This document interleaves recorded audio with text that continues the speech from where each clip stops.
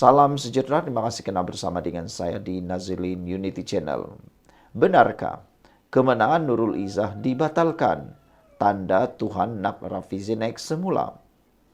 Baru-baru ini ada 190 laporan dibuat dan ada yang menghendaki supaya keputusan kemenangan Nurul Izzah dibatalkan. Mereka menghendaki Ros campur tangan dan membuat pemilihan semula.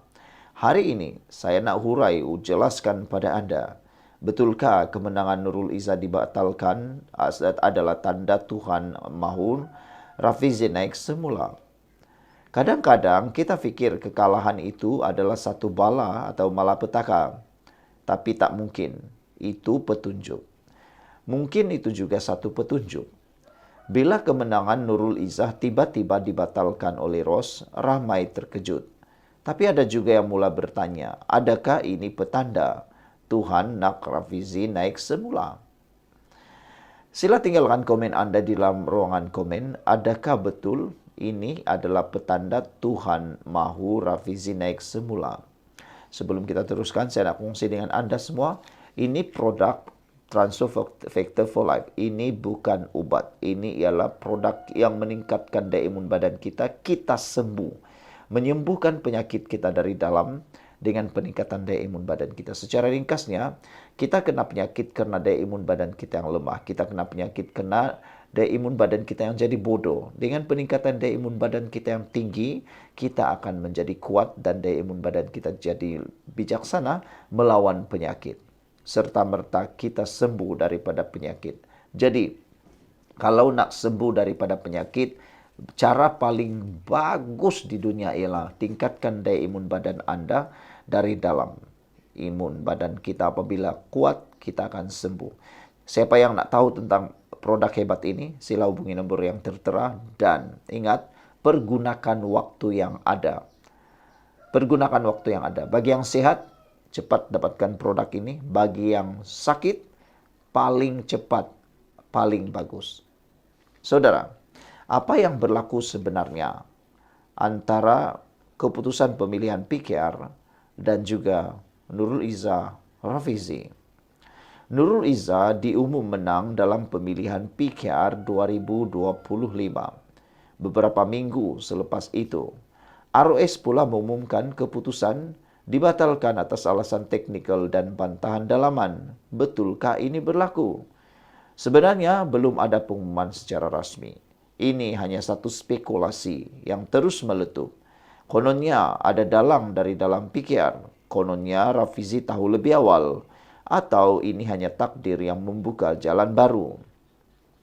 Nurul Izzah jatuh, adakah Rafizi akan naik semula? Dalam sejarah PKR, Nurul Izzah dan Rafizi ibarat dua ikon reformasi generasi muda. Tapi aura mereka tidak serasi dalam satu gelanggang. Bila Nurul tersingkir secara tiba-tiba, pengaruh Rafizi yang tinggal adalah Rafizi. Kadang Tuhan angkat kita dengan menjatuhkan orang lain di sekeliling kita. Adakah ini masa Rafizi kembali ambil alih PKR? Ramai akar umbi mula berkumpul di sekeliling beliau semula. Adakah ini kebangkitan semula Rafizi? Selepas isu ini, Rafizi makin aktif di media sosial, semacam test the water. Beberapa kenyataan beliau dilihat sinis, kritikal, dan penuh makna tersirat. Ramai percaya Rafizi tak akan lepaskan peluang ini. Tuhan tutup satu pintu, tapi mungkin buka pintu lebih besar kepada Rafizi. Mahathir dan PN nampak peluang nak hasut Rafizi keluar PKR. Tapi Rafizi masih bertahan buat masa ini. Apa kesan kepada Anwar dan PKR? Anwar mungkin tersepit antara kasih sebagai ayah dan keperluan politik untuk kekuatan dalaman. Jika Rafizi naik semula, apakah Nurul akan terus setia? Atau adakah ini akan retak keluarga dan parti? Saudara, politik tak pernah statik. Kadang Tuhan turunkan orang baik untuk angkat yang lebih bersedia. Kemenangan Nurul Izzah dibatalkan. Kalau dibatalkan bukan sekadar berita politik, tapi mungkin petanda perubahan besar sedang berlaku. Saudara-saudara sekalian, adakah Anda rasa ini semua satu kebetulan? Atau memang Tuhan tengah buka laluan untuk Rafizi? Komenlah, Rafizi dipilih Tuhan kat bawah. Sekian dulu untuk kali ini, jangan lupa tinggalkan komen Anda. Rafizi sudah minta maaf dengan Anwar. Patutlah Mahathir takut. Wow, ini satu kenyataan yang paling dahsyat sekali. Ini satu kenyataan gabungan emosi politik dan sindiran.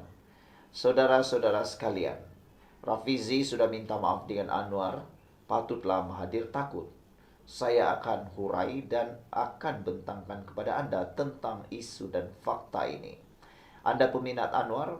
Kalau Anda peminat Anwar, share video ini. Saudara, dalam politik, kadang-kadang musuh jadi kawan dan kawan jadi lawan. Tapi bila Rafizi mula lembut hati minta maaf sama Anwar, terus Mahathir gelabah. Kenapa? Sebab bila Rafizi dan Anwar bersatu, harapan Mahathir untuk jatuhkan Anwar makin tipis. Pada tahun 2022, Rafizi kembali aktif politik dan menang besar. Hubungan dia dengan Anwar tidak pernah terlalu mesra. Isu pemilihan PKR 2025 makin tegang. Nurul Izzah menang tapi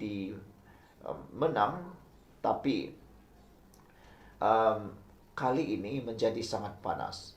Spekulasi Rafizi kini merendah diri minta maaf pada Anwar secara tertutup. Wow, Rafizi tahu dia perlukan Anwar untuk bertahan dalam dunia politik ganas ini. Tapi dalam masa sama, Anwar perlukan Rafizi untuk tarik undi orang-orang muda. Sebelum kita teruskan ulasan yang hebat hari ini, jangan lupa, ini ialah produk Transofactor for Life. Ini bukan obat, ini ialah peningkat daya imun badan kita. Ramai orang kena penyakit karena daya imun badan kita yang lemah. Kita tak sembuh-sembuh daripada penyakit kerana daya imun badan kita yang tak kuat melawan penyakit dari dalam. Berita baiknya, apabila imun badan kita jadi kuat, apabila imun badan kita dididik menjadi bijaksana, kita akan sembuh daripada semua jenis penyakit. Imun badan itu ialah pemberian Tuhan yang Maha Esa untuk kita sembuh secara sendirinya. Dengan produk ini, kita meningkatkan daya imun badan 400% dan mendidik imun badan kita menjadi bijaksana. Jadi apabila imun badan kita menjadi kuat dan bijaksana, kita akan sembuh daripada penyakit. Apa saja jenis penyakit boleh disembuhkan dengan produk ini. Kencing manis, tinggi darah, 3 serangkai, kanser, sakit-sakit sendi, kebas, gout, macam-macam. Semua jenis penyakit boleh disembuhkan dengan peningkatan daya imun badan kita. Jadi, dapatkan produk ini di nomor yang tertera. Jangan tangguh-tangguh, pergunakan waktu yang ada. Saudara, jangan tunggu sampai sudah terlambat baru kita bertindak. Baiklah, saudara, Mahathir pernah coba pujuk Rafizi. Pernahkah Mahathir pujuk Rafizi nak ajak masuk payung besar? Baru-baru ini Mahathir coba untuk mau bermain naratif lagi. Apabila dia membuat satu lagi konon yang dipanggil payung besar. Berjayakah? Saya rasa gagal. Rafizi sebenarnya lebih rela duduk dalam PKR, asalkan ada perdamaian dengan Anwar. Bila dua tokoh ini bergabung, game over. Game Mahathir dah mati. Mahathir nak pecahkan PKR dari dalam, tapi kalau Rafizi tak jadi pengkhianat, game over lah. Mahathir takut sebab Rafizi ialah pakar strategi data, ground game. Anwar pula simbol reformasi dan sokongan institusi. Implikasi besar akan berlaku untuk politik Malaysia apabila Rafizi dan Anwar berdamai. Unity, perdamaian antara Anwar dan Rafizi menstabilkan PKR. Mahathir, PAS dan PN akan kehilangan senjata serangan terhadap kerajaan perpaduan. Pengundi muda yang kecewa mungkin akan kembali kepada PKR jika Rafizi naik semula. Kalau betul Rafizi minta maaf dengan Anwar dan Anwar maafkan, maka akan berlaku kebangkitan PKR 2.0 bermula sekali lagi. Saudara, ini bukan soal politik siapa tunduk, Tapi soal siapa matang dalam politik, yang survive bukan yang kuat, tapi yang pandai bersatu. Sebab itu Mahathir takut. Sebab Rafizi dan Anwar bila bersatu, mereka bukan sekadar politikus, mereka jadi tsunami baru. Sekian dulu untuk kali ini. Jangan lupa tinggalkan komen Anda untuk isu kali ini. Kalau benar kau rasa gabungan Rafizi Anwar ini mimpi ngeri Mahathir, komenlah bahwa patutlah Mahathir takut kat ke bawah. Sekian dulu untuk kali ini. Jangan lupa tinggalkan komen Anda.